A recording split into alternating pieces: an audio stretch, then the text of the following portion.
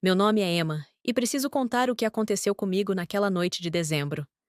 Não sei exatamente por que sinto essa necessidade, mas talvez seja porque guardar tudo dentro está me sufocando. Talvez porque ainda acordo no meio da madrugada com o coração disparado, lembrando do cheiro daquele restaurante e da sensação da mão gelada daquela senhora apertando a minha. Talvez porque, depois de tudo, eu precise finalmente colocar para fora essa história que quase me custou a vida. Conheci Heleno em uma cafeteria perto do escritório onde eu trabalhava como analista de sistemas. Eu tinha 27 anos e ele, 35. Foi num dia comum de terça-feira, quando derramei café na camisa dele sem querer. Lembro que fiquei mortificada, pedindo desculpas, enquanto ele ria e dizia que não era nada, que essas coisas acontecem. Ele tinha um sorriso bonito, daqueles que mostram os dentes brancos e fazem os olhos brilharem. Naquele momento, pareceu genuíno. Insisti em pagar a lavanderia, e ele aceitou, mas só se eu deixasse ele me convidar para jantar como compensação. Achei estranho na hora, mas também achei charmoso. Ele parecia confiante, seguro de si, mas não de um jeito arrogante. Pelo menos era o que eu pensava na época. Nosso primeiro encontro foi simples. Conversamos sobre trabalho, sobre a cidade, sobre filmes que gostávamos. Ele me contou que era gerente comercial de uma empresa de importação, que viajava bastante, que adorava conhecer lugares novos. Eu falei sobre meus projetos no escritório, sobre como gostava de resolver problemas complexos através de códigos e sistemas. Ele parecia genuinamente interessado, fazia perguntas, prestava atenção. Ou fingia muito bem. Os meses seguintes foram intensos. Heleno me presenteava com flores, me levava para jantar em lugares bonitos, dizia que eu era especial, que era diferente de todas as mulheres que ele havia conhecido. Eu me sentia vista, valorizada. Meus pais haviam falecido em um acidente de carro 3 anos antes, e eu só tinha uma tia distante que morava em outro estado. Não tinha irmãos, poucos amigos próximos. A solidão era uma companhia constante. Então, quando Heleno apareceu oferecendo atenção e carinho, eu me agarrei àquilo como quem se agarra a uma boia no meio do oceano. Depois de 8 meses de namoro, ele me pediu em casamento. Foi em casa mesmo, sem grandes produções. Apenas nós dois, uma caixinha com um anel simples de ouro branco, e uma promessa de que seríamos felizes juntos. Eu disse sim sem hesitar. Queria acreditar que finalmente tinha encontrado alguém que ficaria comigo, que construiria uma família comigo, que preencheria o vazio que meus pais deixaram. Casamos em uma cerimônia pequena no cartório. Apenas algumas pessoas do trabalho dele compareceram. Ninguém do meu lado além da minha tia, que veio passar o fim de semana. Heleno disse que preferia algo íntimo, que grandes festas eram desperdício de dinheiro. Fez sentido para mim na época. Economizaríamos para nossa vida juntos, para nossa casa, para nosso futuro. Morávamos em um apartamento alugado que ele já tinha antes de nos conhecermos. Era um lugar pequeno, mas suficiente para dois. Eu paguei metade do aluguel assim que me mudei, mesmo ele dizendo que não precisava. Queria contribuir, queria que fosse nossa casa, não apenas a casa dele onde eu morava. Os primeiros meses de casamento foram normais. Acordávamos, íamos trabalhar, voltávamos, jantávamos, assistíamos algo na televisão, dormíamos. Uma rotina comum, sem grandes emoções, mas também sem grandes problemas. Heleno viajava com frequência por causa do trabalho. Às vezes ficava 3 ou 4 dias fora. Eu ficava sozinha, trabalhando, limpando a casa, esperando ele voltar. Foi depois de 6 meses de casamento que ele sugeriu uma ceia romântica. Disse que estava trabalhando demais, que precisávamos passar mais tempo juntos, que queria me levar a um lugar especial. Escolheu um restaurante italiano no centro da cidade, um daqueles com luzes baixas, mesas com toalhas brancas e velas acesas. Fiquei animada. Realmente sentia que estávamos nos distanciando, e aquela iniciativa dele me fez acreditar que ele também percebia isso e queria consertar. Comprei um vestido novo para a ocasião, um vestido preto simples que encontrei em promoção. Arrumei o cabelo, passei uma maquiagem leve, coloquei o perfume que ele havia me dado no aniversário de casamento. Quando saí do quarto, ele estava esperando na sala, mexendo no celular. Olhou para mim rapidamente e disse que eu estava bonita, Mas o elogio saiu mecânico, sem emoção. Ignorei a pontada de decepção. Talvez ele estivesse apenas cansado. O restaurante era exatamente como ele havia descrito. Ambiente aconchegante, música suave ao fundo, aroma de massas e molhos no ar. A recepcionista nos levou até uma mesa perto da janela. Heleno puxou a cadeira para mim antes de se sentar do outro lado. Pedi um vinho branco e ele, cerveja. Ficamos alguns minutos em silêncio, olhando o cardápio. Enquanto eu analisava as opções de pratos, percebi que havia uma mesa ao nosso lado com uma senhora idosa jantando sozinha. Ela tinha cabelos grisalhos presos em um coque baixo, usava um colar de pérolas e um casaco de lã cinza. Nossos olhares se cruzaram brevemente, e ela me deu um sorriso gentil. Retribuí antes de voltar minha atenção para o cardápio. Heleno pediu um risoto de fungo e eu, um espaguete ao molho pesto. Enquanto esperávamos a comida chegar, tentei puxar conversa sobre o trabalho dele, sobre as viagens recentes, sobre como estava se sentindo. Ele respondia com monossílabos, sempre desviando o olhar, sempre mexendo no celular que ficava ao lado do prato. A cada notificação que chegava, ele conferia rapidamente, digitava algo curto e voltava a colocar o aparelho na mesa. Depois da terceira vez que isso aconteceu, não consegui mais segurar. Perguntei se estava tudo bem, se era algo urgente do trabalho. Ele suspirou fundo, como se minha pergunta fosse um incômodo, e disse que sim, que tinha algumas coisas para resolver, mas que não era nada demais. A irritação na voz dele foi sutil, mas eu captei. Fiquei quieta, mexendo no guardanapo sobre meu colo, sentindo um desconforto crescente no peito. A comida chegou e começamos a comer em silêncio. Eu tentava saborear o espaguete, mas a massa parecia pesada na minha boca, difícil de engolir. Heleno comia mecanicamente, sem realmente prestar atenção no que estava no prato. O celular tocou novamente, dessa vez uma chamada. Ele olhou para a tela, e algo mudou em sua expressão. Uma tensão que não estava ali antes tomou conta de seu rosto. Foi então que ele se levantou bruscamente, pegando o aparelho. Disse que precisava atender, que era importante, que voltaria em alguns minutos. Saiu em direção à área externa do restaurante, deixando o prato pela metade e deixando eu sozinha na mesa. Fiquei ali, sentindo os olhares curiosos de outras pessoas, sentindo a humilhação queimar minha garganta. 5 minutos se passaram. Depois 10. Eu bebia o vinho lentamente, tentando parecer tranquila, como se fosse normal meu marido me abandonar no meio de um jantar romântico para atender uma ligação. Tentei comer mais um pouco, mas a comida já estava fria e meu estômago revirado não ajudava. Peguei meu próprio celular só para ter algo para fazer com as mãos, mas não tinha mensagens, não tinha nada interessante para ler. Foi quando senti uma presença ao meu lado. Levantei os olhos e vi a senhora idosa que estava na mesa vizinha, agora de pé, ao lado da minha cadeira. Ela segurava uma bolsa antiga de couro marrom em uma das mãos. Seu rosto tinha uma expressão séria, quase grave, que contrastava completamente com o sorriso gentil de antes.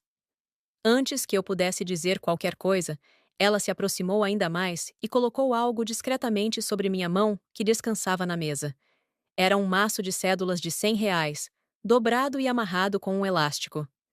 Senti o peso do dinheiro em minha palma e meu coração começou a acelerar sem eu entender o porquê. A senhora se inclinou levemente em minha direção e sua voz saiu em um sussurro urgente, carregado de uma preocupação genuína que me arrepiou. Pede um táxi rápido e foge pela janela do banheiro. Ela apertou minha mão com força, seus dedos frios e firmes. Esse homem é perigoso. Você precisa sair daqui agora. Fiquei completamente paralisada. Meu cérebro tentava processar o que estava acontecendo, mas nada fazia sentido. Olhei para o dinheiro em minha mão, depois para o rosto daquela mulher desconhecida que me encarava com uma intensidade assustadora. Como assim?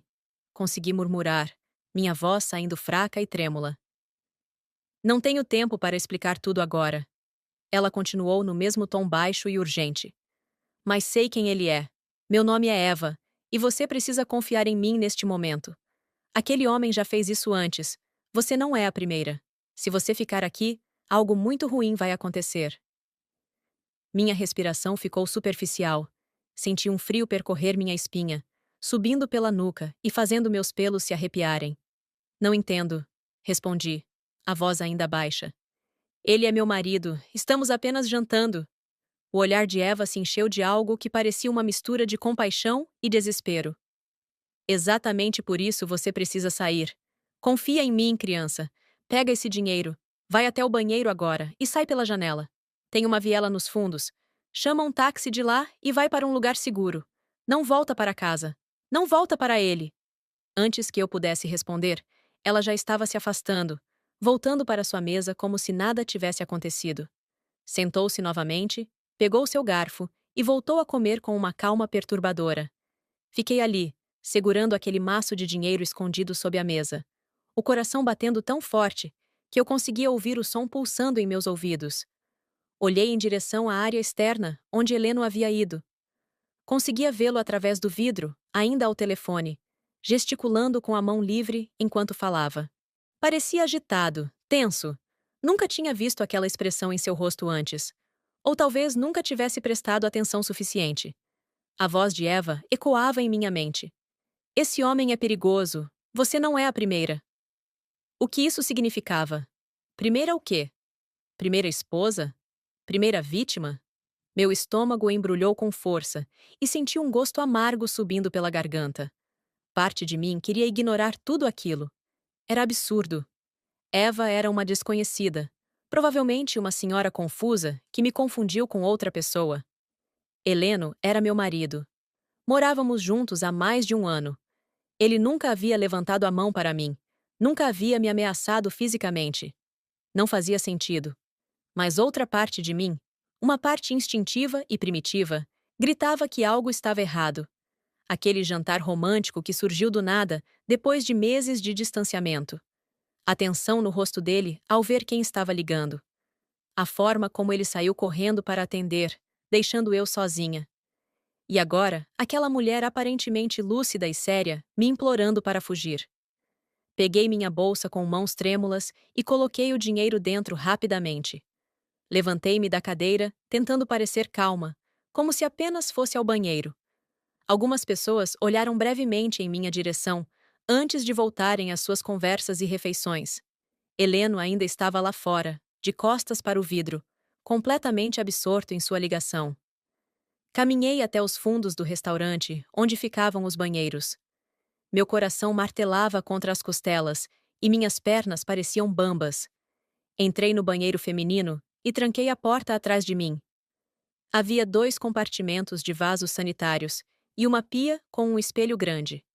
Acima de um dos vasos, havia uma janela de vidro fosco com uma tranca simples. Subi no vaso sanitário, destranquei a janela e a empurrei. Abriu com um rangido alto que me fez congelar por um segundo, esperando que alguém aparecesse. Nada aconteceu. Olhei para fora e vi a viela que Eva havia mencionado. Era estreita e mal iluminada, com alguns contêineres de lixo encostados nas paredes dos prédios ao redor. A altura até o chão era de cerca de 2 metros.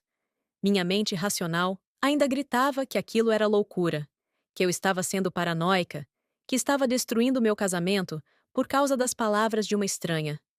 Mas meu corpo já estava agindo, impulsionado por um medo visceral que eu não conseguia explicar. Passei as pernas pela janela, segurei a beirada com as mãos e me deixei cair. Aterrissei de forma desajeitada, torcendo levemente o tornozelo direito. A dor foi aguda, mas ignorei. Levantei-me rapidamente, ajeitei o vestido e olhei ao redor. A viela realmente levava para uma rua lateral. Comecei a andar na direção oposta ao restaurante, mancando um pouco, abraçando minha bolsa contra o corpo. Quando cheguei na rua principal, procurei desesperadamente por um táxi. A rua estava movimentada com carros, mas nenhum táxi livre à vista. Peguei meu celular e abri o aplicativo de transporte. Minhas mãos tremiam tanto que errei a senha 2 vezes antes de conseguir desbloquear o aparelho. Solicitei uma corrida, colocando como destino o endereço de um hotel que conhecia perto do centro.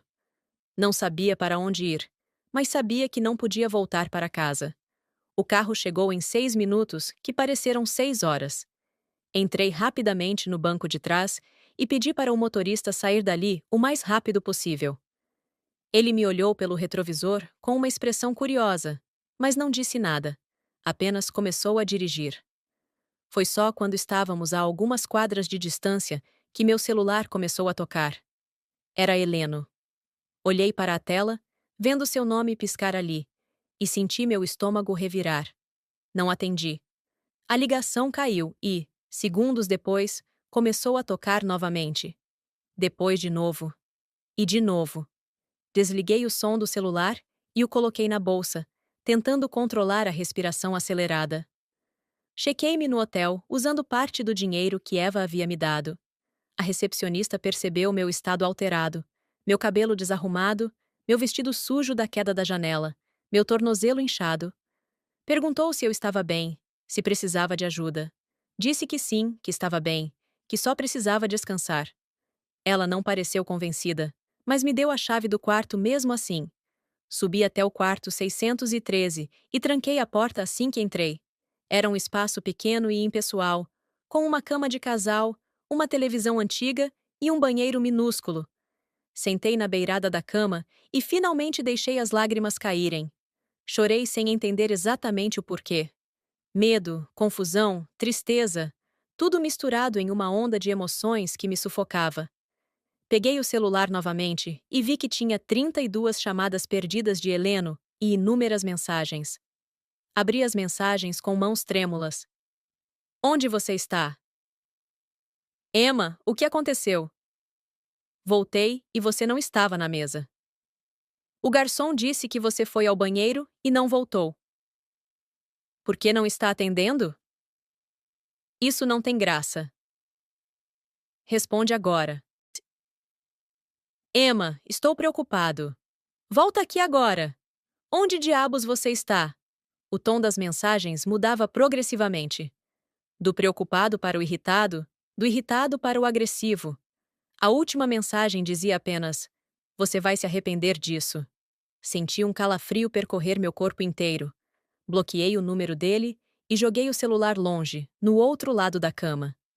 Deitei-me em posição fetal, abraçando um dos travesseiros, e fiquei ali tremendo, tentando processar o que tinha acabado de fazer. Tinha fugido do meu próprio marido. Tinha pulado pela janela de um banheiro porque uma estranha me disse para fazer isso. Estava escondida em um hotel barato, sozinha, assustada, sem entender nada. Parte de mim ainda insistia que tinha exagerado, que Heleno provavelmente estava apenas preocupado de verdade, que eu estava sendo irracional. Mas então me lembrava do olhar de Eva, da urgência em sua voz, da forma como ela disse que eu não era a primeira.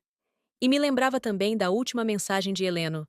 Você vai se arrepender disso. Que tipo de marido preocupado diz algo assim?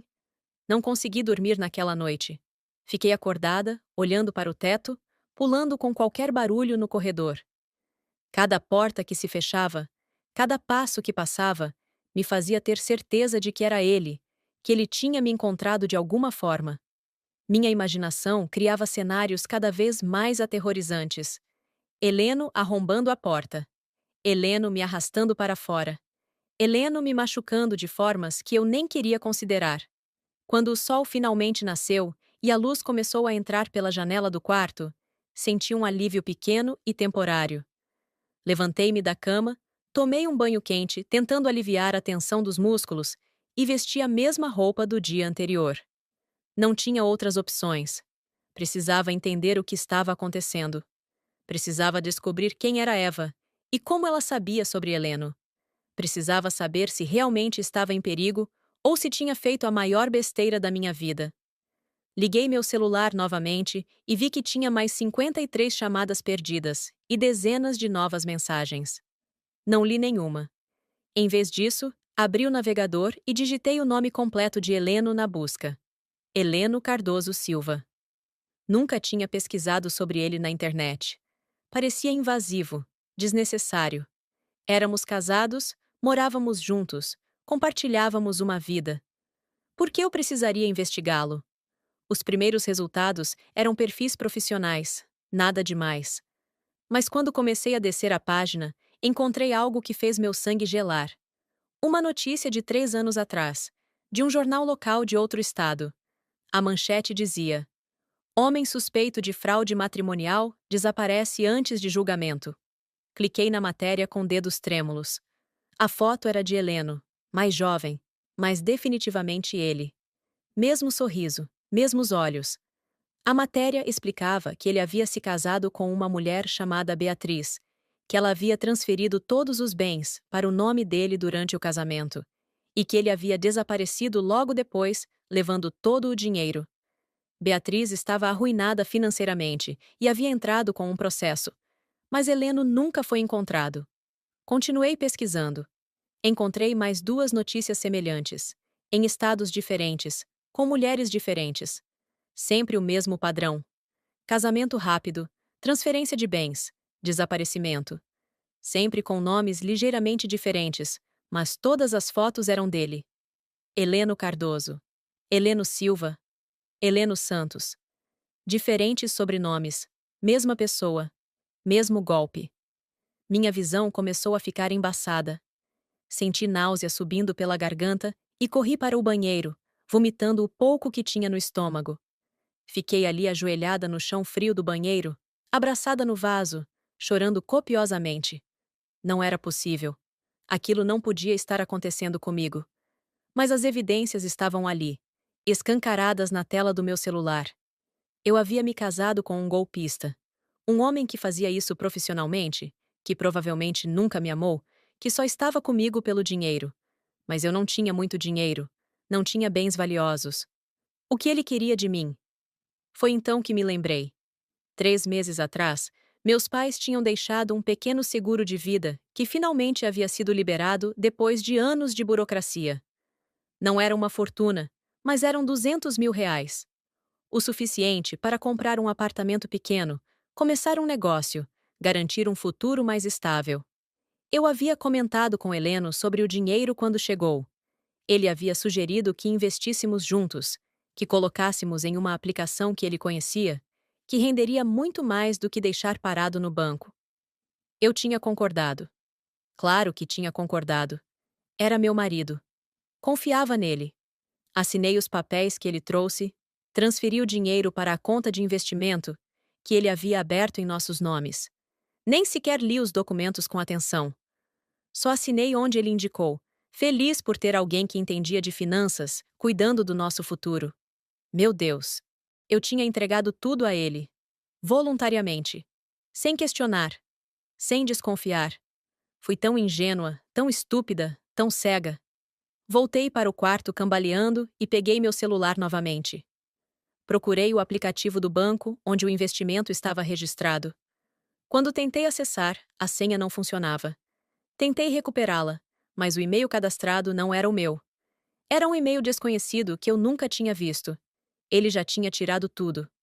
O dinheiro já estava desaparecido, e eu provavelmente era apenas mais uma idiota em sua lista de vítimas. A raiva começou a crescer dentro de mim, misturada com uma dor profunda e com um sentimento avassalador de vergonha. Como eu tinha sido tão cega? Como não percebi nada? Todos os sinais estavam ali. As viagens frequentes, a falta de amigos ou família, a pressa em casar, a insistência em cuidar das finanças, a forma como ele sempre desviava quando eu perguntava sobre o passado dele. Eu simplesmente não quis ver. Porque estava sozinha. Porque queria acreditar que alguém me amava. Porque tinha medo de ficar sozinha para sempre. Passei os próximos 3 dias naquele hotel, escondida, sem coragem de sair. Comprava comida delivery com o dinheiro que Eva tinha me dado, mantinha o celular desligado a maior parte do tempo e tentava descobrir o que fazer. Não podia ir para casa. Não podia voltar para o trabalho. Heleno sabia onde eu trabalhava, onde eu morava, conhecia minha rotina. No quarto dia, recebi uma mensagem de um número desconhecido. Quase não abri, com medo de que fosse ele usando outro telefone. Mas algo me fez clicar. Emma, aqui é Eva. Consegui seu número através do restaurante. Precisamos conversar. Sei que está com medo, mas tenho informações que podem te ajudar. Me encontre na cafeteria, em frente ao Parque Municipal, amanhã às 14 horas. Virei sozinha. Você decide se quer aparecer. Fiquei olhando na mensagem por longos minutos. Parte de mim queria ignorá-la, continuar escondida, esperar que tudo se resolvesse magicamente. Mas eu sabia que não seria assim. Heleno não ia simplesmente desistir e desaparecer. Eu precisava entender a extensão do que estava acontecendo. Precisava saber o que Eva sabia. No dia seguinte, cheguei na cafeteria 15 minutos adiantada. Escolhi uma mesa nos fundos, de onde conseguia ver a porta de entrada. Pedi apenas um café preto e fiquei ali, segurando a xícara quente entre as mãos, tentando me acalmar. Meu tornozelo ainda doía um pouco da queda, mas estava melhor.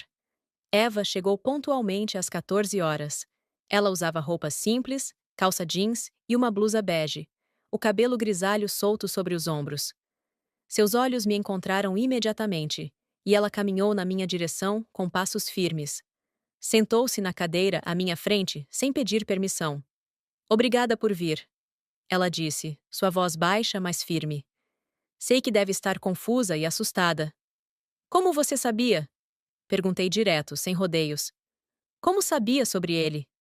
Eva suspirou profundamente, cruzando as mãos sobre a mesa. Porque ele fez a mesma coisa com minha filha. Sua voz tremeu levemente ao dizer isso. Há 5 anos atrás, Camila tinha 29 anos quando conheceu aquele monstro. Ele usava outro nome na época, Henrique Costa, mas era o mesmo homem. Mesma aparência, mesmo jeito, mesmo golpe.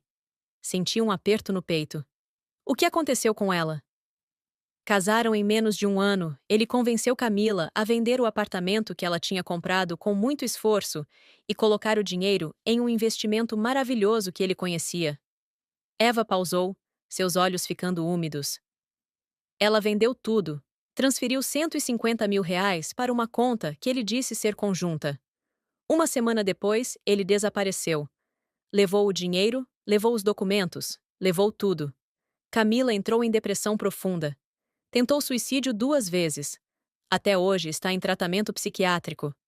As lágrimas escorriam livremente pelo meu rosto agora. Sinto muito. Foi tudo o que consegui dizer. Desde então, venho procurando ele. Contratei um investigador particular. Gastei toda a minha aposentadoria tentando encontrá-lo. Descobri que ele faz isso há mais de 10 anos. Pelo menos 12 mulheres que conseguimos rastrear. Sempre o mesmo padrão. Conhece mulheres sozinhas, vulneráveis, que têm algum dinheiro guardado. Casa rápido, ganha a confiança, pega o dinheiro e desaparece. Eva limpou uma lágrima que escorreu por seu rosto. Quando te vi naquele restaurante com ele, soube imediatamente. Reconheci ele na hora. Estava jantando sozinha, esperando uma amiga que acabou cancelando em cima da hora. Quando vi vocês entrando, quase tive um ataque cardíaco. Como soube que eu estava em perigo naquela noite especificamente? Perguntei, minha voz saindo fraca. Porque vi ele ao telefone lá fora. Reconheci a expressão no rosto dele. É a mesma que ele tinha quando estava prestes a fazer a jogada final com minha filha. Ele estava conversando com alguém, provavelmente um comparsa, finalizando os detalhes. Tive a certeza absoluta de que algo ruim estava para acontecer naquela noite. Eva segurou minha mão sobre a mesa. Por isso te avisei. Não podia deixar acontecer com você o que aconteceu com Camila. Fiquei em silêncio, tentando absorver todas aquelas informações. Era real. Eu realmente tinha escapado de algo terrível. O que ele ia fazer? Perguntei, embora não tivesse certeza se queria saber a resposta. Provavelmente te levar para algum lugar isolado depois do jantar. Te fazer assinar mais papéis, talvez sob ameaça, talvez através de manipulação, ou pior. Eva fez uma pausa. Uma das vítimas que encontramos acabou no hospital. Ele ficou violento quando ela se recusou a transferir o dinheiro. Outra simplesmente desapareceu por 3 meses. Foi encontrada em outra cidade, completamente traumatizada, sem memória clara do que tinha acontecido. Senti meu estômago revirar. Podia ter sido eu. Podia ter sido eu no hospital. Ou desaparecida. Ou pior ainda. O que eu faço agora? Perguntei, minha voz saindo desesperada. Ele já pegou meu dinheiro, tenho certeza. Tentei acessar a conta do investimento e não consigo. Já era esperado. Eva disse com tristeza. Mas não está tudo perdido. Ainda estamos a tempo de fazer algo. Foi então que ela puxou uma pasta de dentro de sua bolsa e colocou sobre a mesa. Passei os últimos 5 anos juntando evidências contra ele. Documentos falsos que ele usou, cópias de contratos fraudulentos, depoimentos de outras vítimas, rastreamento de movimentações financeiras. Tenho tudo aqui. O suficiente para colocá-lo na cadeia por muito tempo. Abri a pasta e comecei a folhear os documentos. Era impressionante. Havia fotos de Heleno com diferentes mulheres, todas parecendo apaixonadas e felizes. Havia certidões de casamento com nomes diferentes. Havia extratos bancários mostrando transferências suspeitas. Havia até mesmo gravações de áudio, onde ele podia ser ouvido planejando os golpes com outras pessoas. Por que não foi à polícia com isso? Perguntei confusa. Fui, várias vezes. Mas ele sempre consegue escapar. Usa nomes falsos, documentos falsos, muda de cidade constantemente. Quando a polícia tenta rastreá-lo, ele já sumiu. É escorregadio como uma enguia. Eva fechou a pasta novamente. Mas agora temos você. Você é a vítima mais recente. Você ainda está legalmente casada com ele. Tem acesso a certas coisas que as outras não tinham mais. Comecei a entender aonde ela queria chegar. Quer que eu te ajude a pegá-lo. Quero que você te ajude. E ajude todas as outras mulheres que ele destruiu. Eva me encarou intensamente. Mas só se você quiser. Sei que está com medo. Sei que é arriscado. Se não quiser se envolver, entenderei. Posso te ajudar a desaparecer. Começar uma nova vida em outro lugar. Fiquei em silêncio, ponderando. Parte de mim só queria fugir. Esquecer que tudo aquilo tinha acontecido. Tentar reconstruir minha vida longe dali. Mas outra parte, uma parte que estava começando a crescer dentro de mim, queria justiça. Não só para mim, mas para Camila, para todas as outras mulheres que ele havia destruído. O que preciso fazer? Perguntei finalmente, minha voz saindo mais firme do que eu esperava. Eva sorriu pela primeira vez, desde que havia se sentado. Primeiro, precisamos recuperar os documentos do investimento que você assinou. Heleno sempre guarda as versões originais, aquelas com as assinaturas reais das vítimas. É a única evidência física que liga ele aos crimes. Se conseguirmos esses documentos, junto com tudo que já tenho, será impossível ele escapar. Como vamos conseguir isso? Perguntei. Ele já deve ter escondido tudo. Não necessariamente. Descobri que ele guarda tudo em um cofre que tem no apartamento onde ele realmente mora. Não o apartamento onde vocês viviam juntos. Ele tem outro lugar, um pequeno estúdio no bairro industrial, onde mantém seus documentos reais, seus pertences verdadeiros, sua identidade real. Como sabe disso? O investigador que contratei conseguiu rastreá-lo até lá. É onde ele sempre vai depois de aplicar um golpe, antes de desaparecer completamente. Fica lá por alguns dias, organizando tudo, preparando a próxima identidade. Eva tirou uma foto do bolso e mostrou para mim. Era a fachada de um prédio antigo, com pintura descascada e janelas sujas. Ele está lá agora, tenho certeza, esperando o alvoroço passar antes de sumir de vez. Olhei para a foto, sentindo uma mistura de medo e determinação crescendo dentro de mim. Como vamos entrar lá? Você ainda tem as chaves que ele te deu? As chaves do apartamento onde vocês moravam? Tenho, estão na minha bolsa. Ótimo. Existe uma boa chance de que uma dessas chaves também abra o outro apartamento. Ele costuma usar as mesmas fechaduras para facilitar. Se não funcionar, tenho um amigo que pode nos ajudar com isso. E se ele estiver lá quando formos? Perguntei, minha voz tremendo ligeiramente. Por isso vamos à noite, quando ele costuma sair.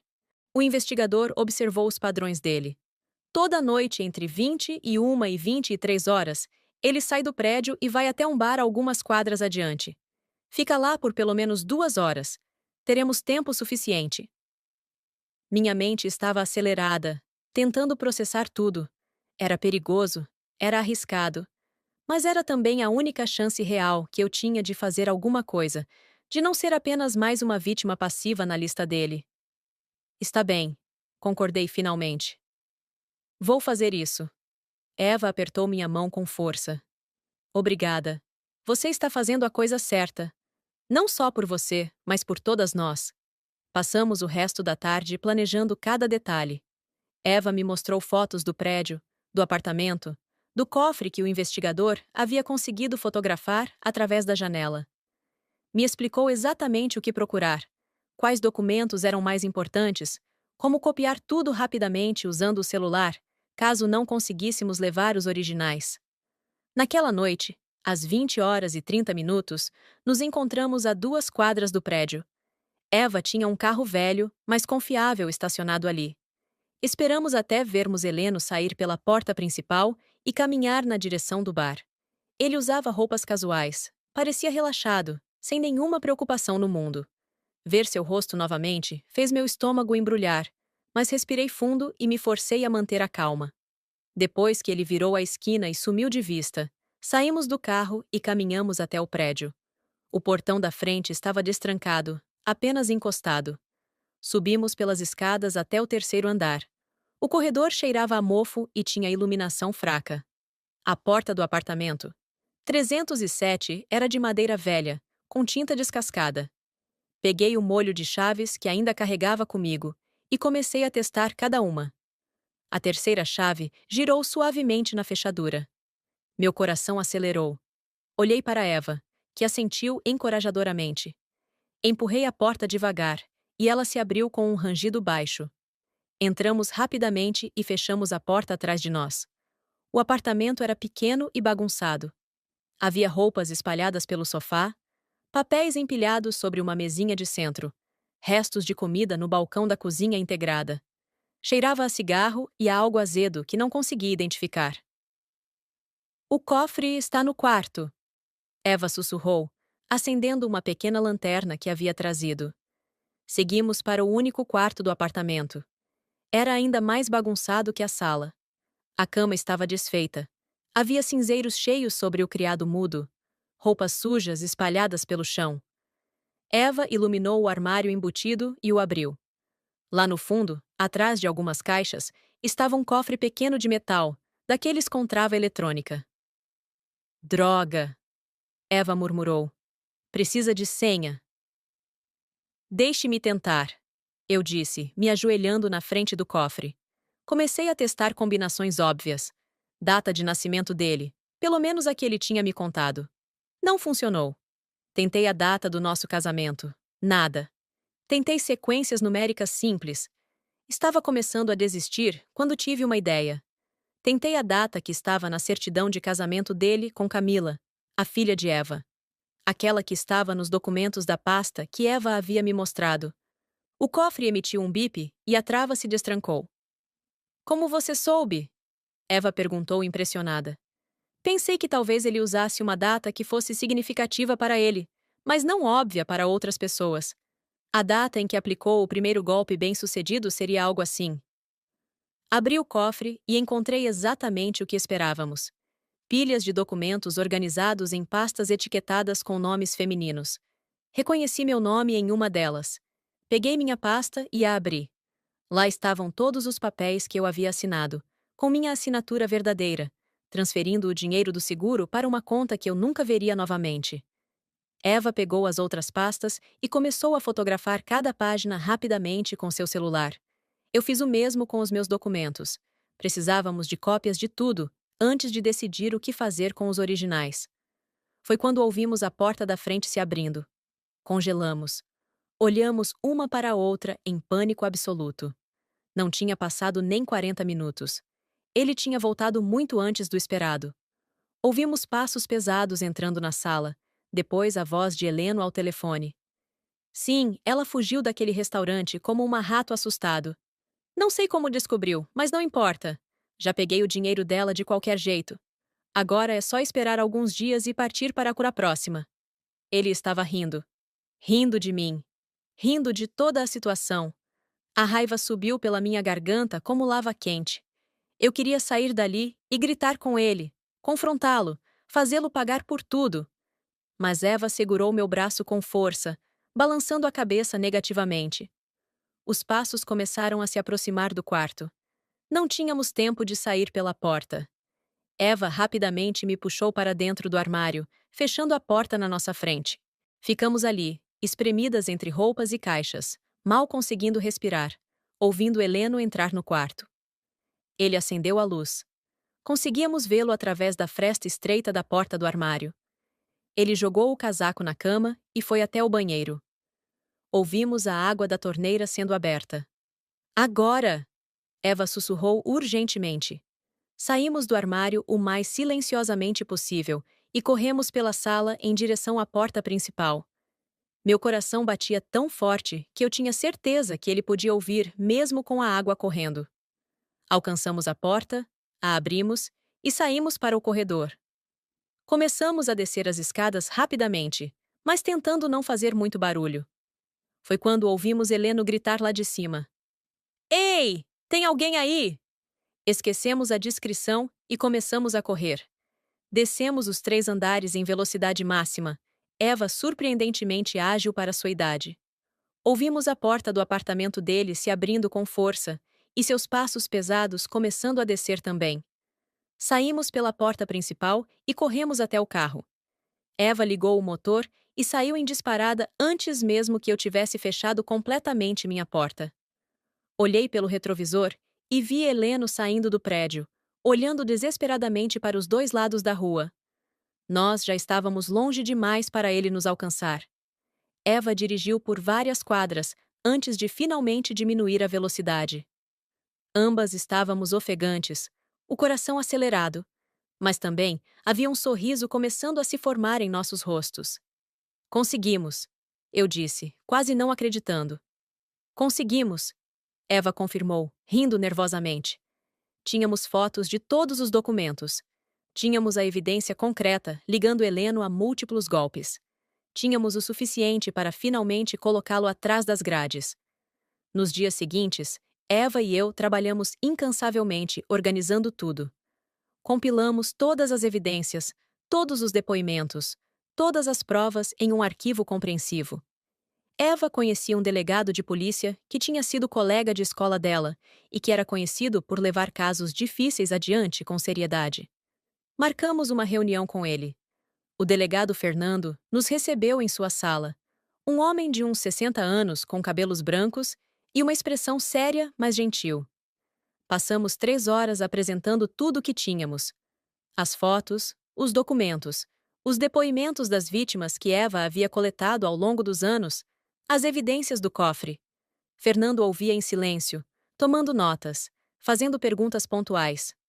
Quando terminamos, ele ficou em silêncio por um longo momento, olhando para todos os papéis espalhados sobre sua mesa. É um caso sólido, ele disse finalmente. Muito sólido. Tenho o suficiente aqui para pedir um mandado de prisão imediatamente. Ele olhou para mim com simpatia. Sinto muito pelo que passou. Sinto muito por todas vocês. Pode realmente prendê-lo? Perguntei, minha voz cheia de esperança, mas também de medo de que algo desse errado. Posso e vou. Este homem causou muito sofrimento por tempo demais. É hora de ele responder por isso. 2 dias depois, Eva me ligou de manhã cedo. Sua voz estava carregada de emoção. Prenderam ele. Fernando acabou de me ligar. Prenderam Heleno hoje de manhã no apartamento. Ele tentou fugir, mas não conseguiu. Senti minhas pernas ficarem bambas. Sentei na beirada da cama do hotel, onde ainda estava hospedada, e comecei a chorar. Não era alívio, não ainda. Era algo mais complexo. Raiva, tristeza, satisfação, medo, tudo misturado. O julgamento aconteceu 4 meses depois. Eva conseguiu reunir 8 das 12 vítimas conhecidas de Heleno para testemunhar. Eu fui uma delas. Camila, a filha de Eva, também foi. Ela era uma mulher bonita de 34 anos, mas seus olhos carregavam uma profundidade de dor que me partiu o coração.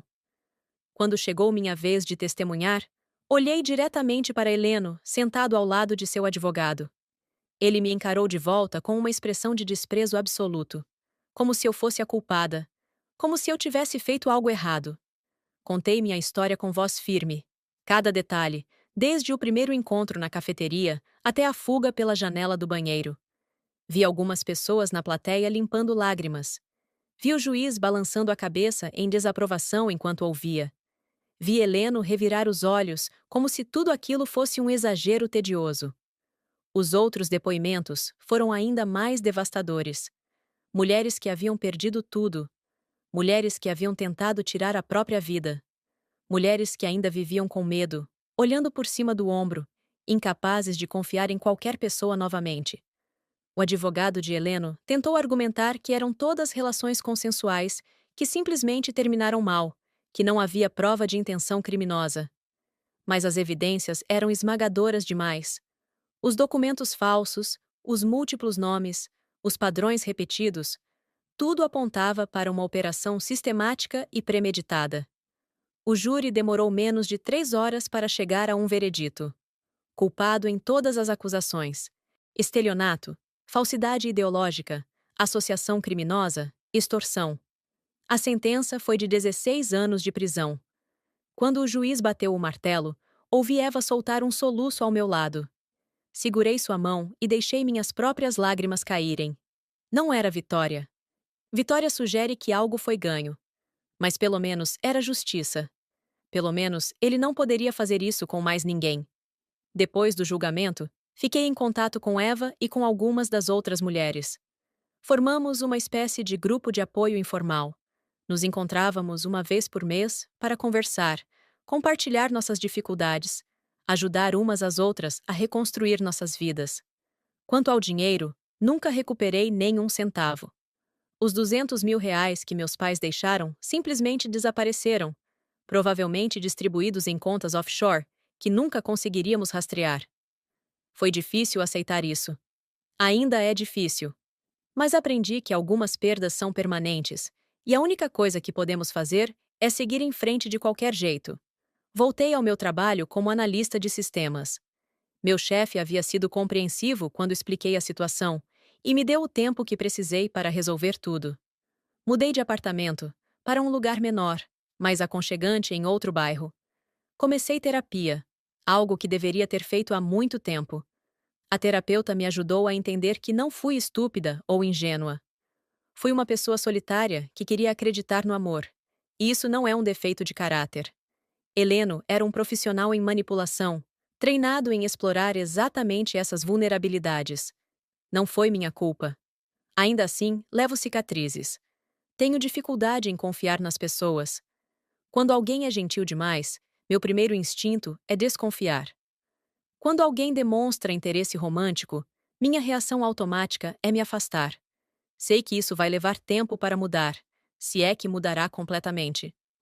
Mas também me tornei mais forte de maneiras que não esperava. Aprendi que sou capaz de enfrentar situações aterrorizantes e sair do outro lado. Aprendi que meu instinto, quando presto atenção nele, é confiável. Aprendi que existem pessoas boas no mundo, pessoas como Eva, que arriscam tudo para proteger completas estranhas. Eva e eu nos tornamos muito próximas. Ela virou uma espécie de figura materna para mim, preenchendo parcialmente o vazio que meus pais deixaram. Jantamos juntas toda semana, conversamos quase todos os dias, nos apoiamos mutuamente. Camila também se tornou uma amiga. Ela ainda está lutando com seus próprios demônios, mas tem dias bons, e esses dias bons estão se tornando mais frequentes. Às vezes penso em como teria sido diferente se Eva não estivesse naquele restaurante naquela noite. Se ela não tivesse me reconhecido, não tivesse me avisado, não tivesse me dado aquele dinheiro e me dito para fugir. Eu provavelmente estaria morta agora. Ou traumatizada de maneiras que nem consigo imaginar. Ou simplesmente mais uma estatística, mais uma mulher arruinada e esquecida. Guardo aquele maço de dinheiro que Eva me deu. Nunca usei todo, apenas o suficiente para os primeiros dias no hotel. O resto está em um envelope na gaveta da minha mesinha de cabeceira. É meu lembrete de que a gentileza existe, que os anjos existem, que a salvação às vezes vem das formas mais inesperadas. Também guardo uma foto que Eva me deu. É uma foto dela com Camila, tirada antes de tudo acontecer. Elas estão sorrindo, abraçadas, felizes. Olho para essa foto quando estou tendo um dia difícil, quando a raiva e a tristeza ameaçam me consumir. É meu lembrete de que a recuperação é possível, que a alegria pode retornar, que nem tudo está perdido para sempre. Não sei se vou conseguir me relacionar com alguém novamente. A ideia de me abrir para outra pessoa, de ser vulnerável, de confiar dessa forma, me apavora. Talvez um dia. Talvez quando as feridas não estiverem mais tão abertas. Talvez quando eu conseguir olhar para um homem interessado em mim, sem automaticamente procurar os sinais de manipulação. Por enquanto, estou aprendendo a ser suficiente para mim mesma. Estou redescobrindo quem sou quando não estou tentando agradar outra pessoa. Estou construindo uma vida que é minha, baseada nas minhas escolhas, nos meus valores, nos meus sonhos. Voltei a estudar. Estou fazendo um curso de especialização em segurança da informação. Parte de mim quer usar esse conhecimento para ajudar outras pessoas a não caírem em golpes como o que caí.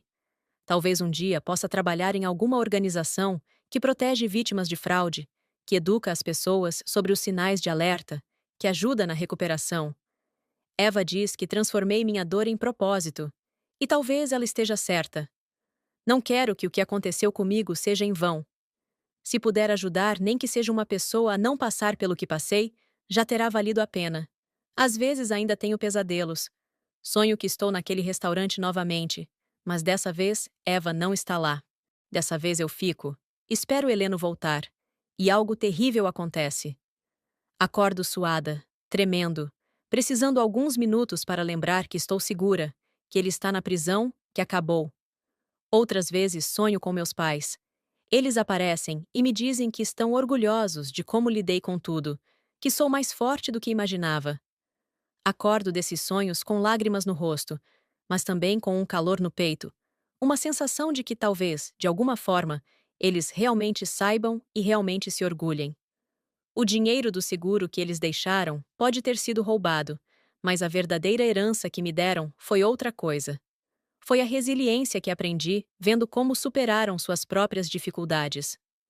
Foi o amor incondicional que me deram e que me sustenta mesmo agora que não estão mais aqui. Foi a base sólida de quem eu sou, que nem mesmo alguém como Heleno conseguiu destruir completamente. Tem dias ruins, dias em que mal consigo sair da cama, dias em que a tristeza e a raiva pesam tanto que mal consigo respirar. Mas também tem dias bons. Dias em que rio com Eva sobre algo bobo. Dias em que me sinto grata por estar viva. Dias em que vislumbro um futuro que não seja definido apenas por esse trauma. Aprendi que a cura não é linear.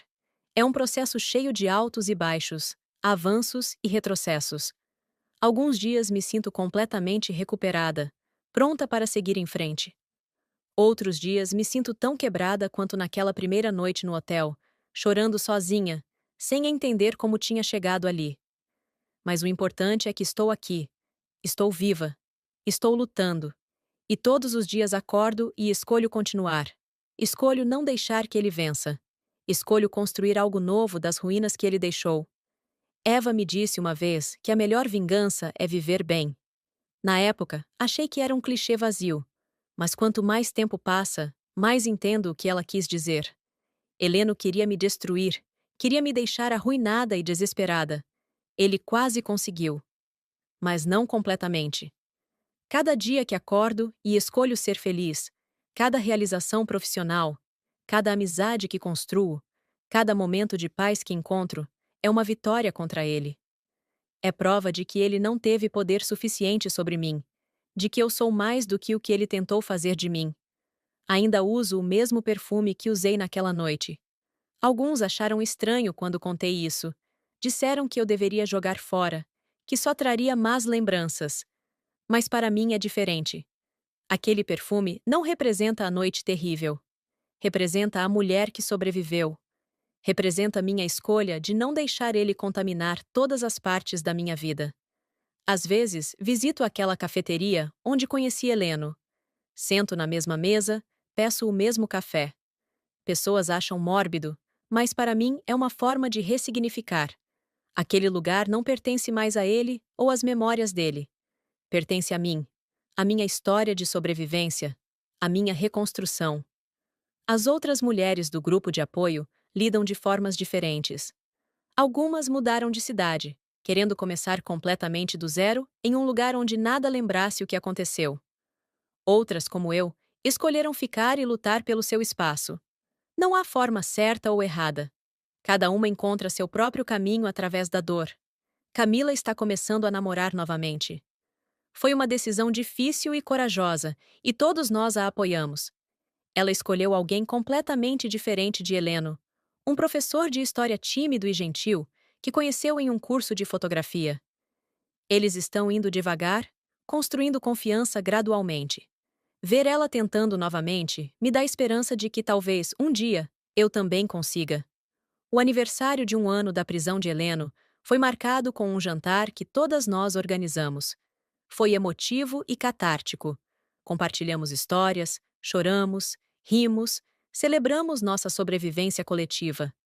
Eva fez um brinde tocante, agradecendo a todas por terem a coragem de testemunhar, por terem transformado dor em ação. Naquele jantar, percebi algo importante. Embora Heleno tenha tirado muito de nós, ele inadvertidamente nos deu algo também. Ele nos deu umas às outras. Essa comunidade de mulheres fortes e resilientes, que se apoiam mutuamente, provavelmente não existiria se não fosse por ele. É uma dádiva amarga, mas ainda assim uma dádiva. Minha tia, que mora longe, ligou recentemente. Ela havia lido sobre o caso nos jornais e ficou chocada. Disse que queria ter estado mais presente, que se sentia culpada por não ter percebido que algo estava errado. Expliquei que não havia como ela saber, que Heleno era muito bom no que fazia, que enganou todo mundo. Começamos a conversar com mais frequência depois disso. Ela até veio me visitar no mês passado, ficou uma semana comigo. Foi reconfortante ter um pedaço da minha família por perto, alguém que conhecia meus pais e podia compartilhar memórias deles comigo. Estamos reconstruindo nossa relação, criando uma conexão que deveria ter existido sempre. No trabalho, alguns colegas sabem o que aconteceu. A maioria é respeitosa e solidária. Alguns fazem perguntas invasivas que prefiro não responder. Aprendi a estabelecer limites, a dizer não quando algo me deixa desconfortável. É uma habilidade que deveria ter desenvolvido há muito tempo. Meu desempenho profissional até melhorou. Canalizo muito da minha energia e foco para o trabalho, e isso tem sido reconhecido. Recebi uma promoção recentemente, com aumento significativo de salário. Estou começando a reconstruir minhas economias, lentamente. Não são os R$ 200.000 que perdi, mas é um começo. Às vezes me pergunto sobre Heleno. Como ele está na prisão? Se tem remorso? Se pensa nas mulheres que destruiu? Mas então percebo que não importa. Ele não merece meus pensamentos, minha energia, minha preocupação. Dei muito disso a ele no passado. Não darei mais nada agora. O importante é que ele não pode machucar mais ninguém. Os 16 anos que passará preso são 16 anos em que outras mulheres vulneráveis estarão seguras dele. Quando sair, se sair, será um homem velho, com antecedentes criminais, sem a mesma facilidade para manipular que tinha antes. Eva diz que planta continuar monitorando ele mesmo depois que sair, se viver para ver esse dia. Ela está determinada a garantir que ele nunca mais consiga fazer o que fez. É uma missão que ela abraçou completamente, uma forma de dar significado à dor da filha. Eu admiro Eva profundamente. Ela pegou a pior coisa que aconteceu em sua vida e a transformou em força para proteger outras pessoas. Ela não deixou a amargura consumi-la completamente. Manteve sua humanidade, sua compaixão, sua capacidade de se importar. É o tipo de pessoa que quero ser quando crescer, mesmo já tendo 28 anos. Estou aprendendo a ter compaixão por mim mesma também, a não me culpar constantemente por ter confiado, por não ter visto os sinais, por ter sido ingênua. A terapeuta me ajudou a entender que autocompaixão não é autoindulgência. É reconhecer que fiz o melhor que podia com as informações e recursos emocionais que tinha na época. Tem momentos de raiva ainda. Raiva de Heleno, claro, mas também raiva de um mundo que permite que homens como ele existam e prosperem. Raiva de um sistema que muitas vezes falha em proteger as vítimas até que seja tarde demais. Raiva de todas as pequenas coisas que contribuíram para eu estar vulnerável naquele momento da minha vida. Mas estou aprendendo a canalizar essa raiva de forma construtiva. Comecei a escrever sobre minha experiência, não para publicação necessariamente, mas como forma de processar. Talvez um dia compartilhe minha história mais amplamente, se isso puder ajudar outras pessoas. Por enquanto, é apenas para mim, uma forma de dar sentido ao caos. Também comecei a fazer trabalho voluntário em um abrigo para mulheres em situação de violência doméstica. Não falo sobre minha própria experiência, a menos que seja relevante, mas só o fato de estar lá, de oferecer suporte prático e emocional, me faz sentir que estou fazendo diferença. É transformar trauma em ação positiva. As mulheres no abrigo me lembram de mim mesma naqueles primeiros dias depois de fugir. Assustadas, confusas, não sabendo em quem confiar, carregando tanto peso emocional que mal conseguem funcionar. Tento oferecer o tipo de apoio que Eva me deu, ser uma presença estável e confiável em meio ao caos. Alguns meses atrás, uma das mulheres do abrigo me procurou depois de sair de lá. Ela havia conseguido um emprego, um pequeno apartamento, estava reconstruindo sua vida. Ela disse que eu tinha sido importante nesse processo, que minha presença constante e meu apoio tinham feito diferença. Chorei quando ela me disse isso. Sentir que posso transformar minha dor em algo que ajuda outras pessoas é profundamente significativo. Penso muito sobre o conceito de sorte ultimamente. Fui azarada por ter conhecido Heleno, por ter caído em seu golpe, por ter perdido tanto. Mas também fui sortuda. Sortuda porque Eva estava naquele restaurante. Sortuda porque ela me avisou a tempo. Sortuda porque sobrevivi quando poderia não ter sobrevivido. Gostaria de poder dizer que sou completamente outra pessoa agora, transformada e renascida de forma definitiva. Mas a verdade é mais complexa e menos cinematográfica. Sou a mesma pessoa essencialmente, mas carregando feridas que estão cicatrizando lentamente.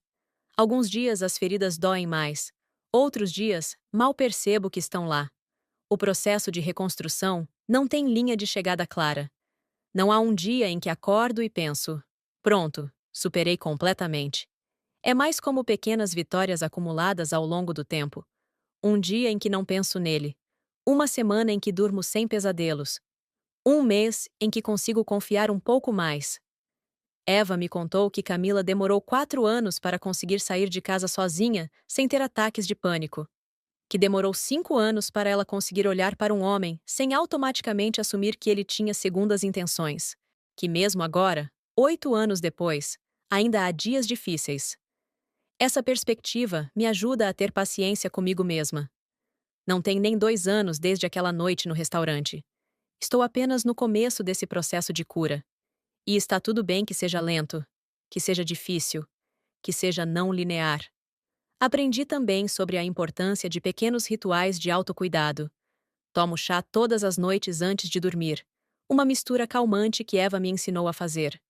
Escrevo no meu diário toda manhã, colocando para fora os pensamentos que circulam em minha cabeça. Caminho no parque todo fim de semana, conectando-me com a natureza e com meu corpo. Essas coisas parecem pequenas e insignificantes, mas são as pequenas coisas que constroem uma vida. São os rituais diários que criam estrutura e significado. São os momentos de paz que gradualmente substituem os momentos de turbulência. Há uma citação que li recentemente e que ficou comigo. O trauma não é o que aconteceu com você, mas o que acontece dentro de você como resultado do que aconteceu. Isso ressoa profundamente. O que Heleno fez foi terrível, mas a forma como respondo a isso, a forma como processo isso, a forma como permito ou não que isso defina meu futuro, isso está em minhas mãos. Escolho, todos os dias, não deixar que ele vença. Escolho construir algo bonito das cinzas. Escolho acreditar que ainda há bondade no mundo, mesmo sabendo que também há maldade. Escolho ser vulnerável novamente eventualmente, mesmo sabendo que isso é arriscado. Porque a alternativa é deixar que ele destrua não apenas meu passado, mas também meu futuro. E isso eu não permitirei. Meus pais não me criaram para ser uma vítima eterna. Eva não arriscou tanto para me salvar, só para eu desistir agora. As outras mulheres que testemunharam e compartilharam suas histórias não fizeram isso para que eu parasse de lutar. Então continuo. Um dia de cada vez. Um passo de cada vez. Às vezes tropeço, às vezes caio, mas sempre me levanto novamente. Porque essa é a única opção aceitável. E talvez, um dia, quando olhar para trás para essa época da minha vida, consiga vê-la não apenas como o período mais escuro, mas também como o período que me mostrou quão forte realmente sou. Como o período que me trouxe pessoas incríveis como Eva e Camila. Como o período que me ensinou lições valiosas, mesmo que da forma mais dolorosa possível. Por enquanto, estou aqui, sobrevivendo, crescendo, curando. E isso por si só já é uma vitória. Gostou do vídeo? Deixe seu like, inscreva-se, ative o sininho e compartilhe. Obrigada por fazer parte da nossa comunidade. Até o próximo vídeo.